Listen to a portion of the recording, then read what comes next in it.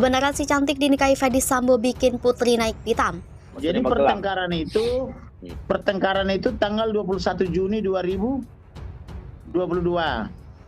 Oke. Pertengkarannya antara Ferdy Sambo dan Putri akibat si cantik-cantik itu. Almarhum diduga sebagai informannya ibu Putri.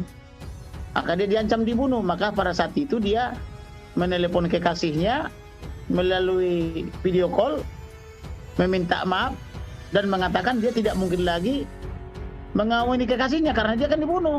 Ketika anak buahnya dalam tanda kutip kurang ajar memberitahukan informasi, maka yang muncul adalah rasa perasaan superior itu yang mungkin ya, bahwa kalian bawahan gak berhak menegur saya, sehingga alam bawah sadarnya merasa bahwa dia can do everything terhadap anak buahnya. Mungkin ada persoalan di sana, maka akhirnya ya barangkali awalnya emosi ya, tetapi begitulah yang terjadi akhirnya ya, Brigadir J meninggal. Seandainya terindikasi ya, ini diduga dari pemberitaan-pemberitaan yang terjadi, pemberitaan yang kita dengar, wow, itu sangat sekali disayangkan. Penyesalan itu ada mungkin saat ini, tetapi terlambat. Kenapa demikian? Karena ketika melakukan sebuah kejahatan, tidak ada rumusan, tidak ada pemikiran, merasa diri hebat, merasa diri, oh manusia saya ini manusia hebat, membuat skenario ulung, tetapi meleset skenario itu menjadi malapetaka. Saya sendiri sejauh ini kan belum mendapatkan penjelasan yang clear daripada polisi mengenai hasil penyidikan yang dilakukan itu. Penyidikan yang dilakukan oleh tim sus itu pasti akan membandingkan antara kondisi ketika ditemukan daripada barang bukti itu juga masih belum bisa dipastikan apakah memang barang bukti itu memang yang ada begitu atau barang bukti yang dipakai untuk rekayasa gitu.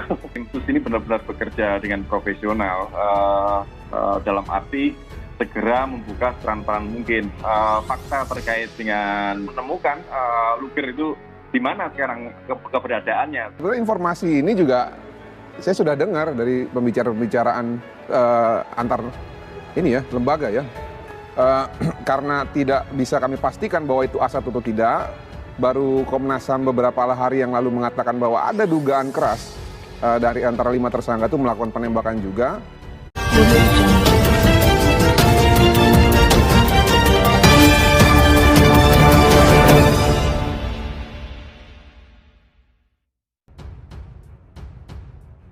Kebenaran si cantik dinikahi Ferdy Sambo bikin Putri naik pitam. Sampai kuasa hukum Brigadir J konfirmasi ke petinggi Polri. Kasus pembunuhan Brigadir J atau Brigadir Nofriansah Yosua Huta Barat mengungkap beberapa fakta yang sebelumnya tak pernah mencuat ke publik. Bahkan ada kabar yang sebelumnya sempat ramai yang menyebutkan ada hubungan spesial melibatkan antara suami dan Putri Candrawati dengan seorang wanita disebut si cantik. Bahkan disebut-sebut kabar itulah yang menjadi satu di antara pemicu atau menyulut kasus pembunuhan berencana. Namun hal itu masih belum dapat dipastikan sepenuhnya.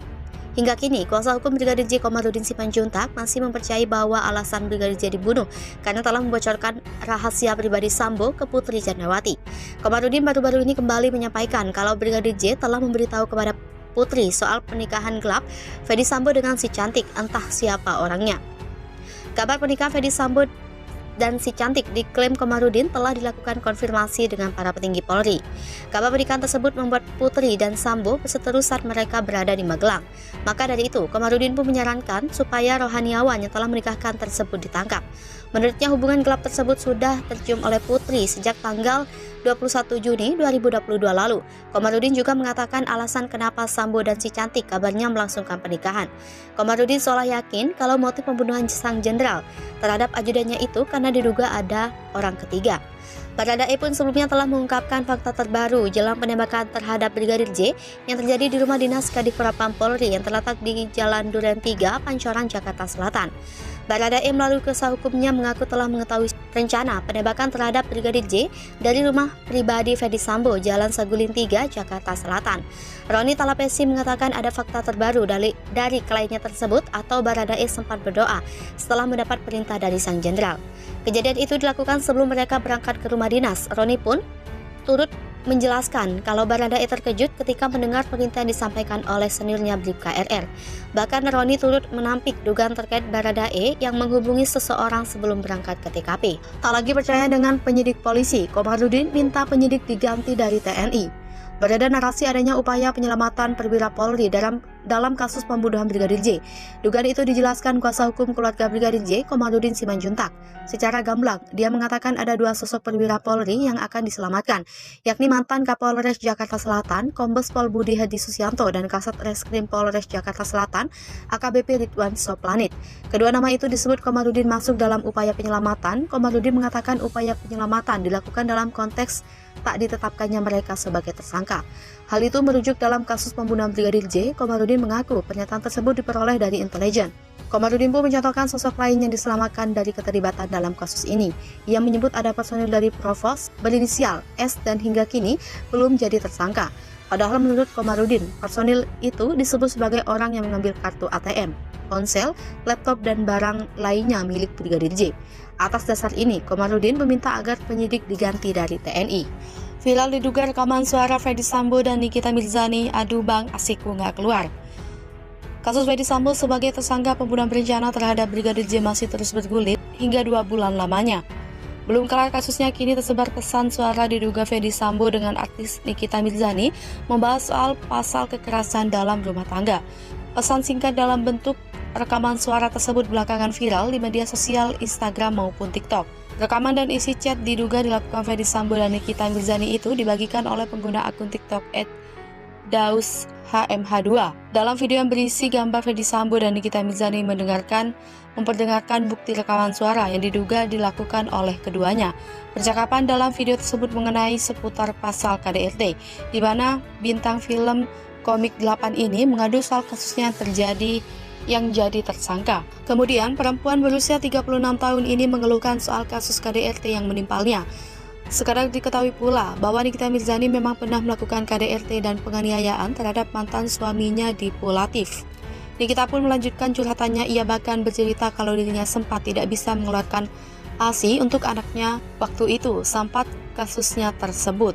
Unggahan itu dibanjiri respon netizen. Mereka yakin percakapan itu melibatkan antara Nikita Mirzani dan Fedy Sambo, sebab selama ini Nikita Mirzani disebut-sebut kebal hukum dan backingan Fedy Sambo. Namun tak sedikit pula netizen yang menduga bahwa suara pria itu bukanlah Fedy Sambo. Yang dinanti-nanti publik, apakah Sambo akan dihukum mati? Begini jawaban Jaksa Agung. Kasus pembunuhan Brigadir J oleh Irjen Fedy Sambo yang menghebohkan publik se-Indonesia tidak lama lagi akan masuk ke pengadilan. Publik pun kini menantikan apakah Fedy Sambo yang dituduh melakukan pembunuhan berencana akan dituntut hukuman mati seumur hidup atau hanya 20 tahun penjara atau malah anti klimaks. Namun sebelum vonis yang akan diketok hakim nantinya di pengadilan, perkara mantan Kadif Propam ini akan mampir dulu ke Kejaksaan Agung. 30 jaksa sudah ditunjuk Jaksa Agung untuk meneliti perkara ini. Para jaksa ini yang akan menyusun dakwaan, lalu apakah Sambo nanti akan dituntut mati atau tidak? Pertanyaan ini diajukan Rakyat Merdeka secara eksklusif kepada Jaksa Agung Sanitiar Burhanuddin. Apa jawaban Jaksa Agung? Berikut penuturannya. Berkas perkara Sambo dari kepolisian dikembalikan oleh anak buah bapak, artinya apa? Ada suara-suara yang mendesak Sambo pantas dihukum mati. Apakah nanti jaksa akan mengajukan tuntutan hukuman mati juga? Terkait dengan tuntutannya nantinya akan dijatuhkan, tentunya dalam penegakan hukum, kami akan selalu mengedepankan prinsip proporsionalitas dalam penjatuhan seberapa berat tuntutan kepada terdakwa nanti. Hal ini tentu tidak dapat dipisahkan dari hal-hal atau fakta-fakta yang terungkap di persidangan, baik terhadap hal-hal yang meringankan maupun hal-hal yang memberatkan. Hal ini tentunya akan kami pertimbangkan secara matang agar dapat mencapai keseimbangan antara aturan yang berlaku dengan asas kemanfaatan yang hendak dicapai, yang diharapkan akan memiliki dampak yang dapat menghadirkan keadilan secara lebih dekat dan memberikan kemanfaatan kepada seluruh pihak.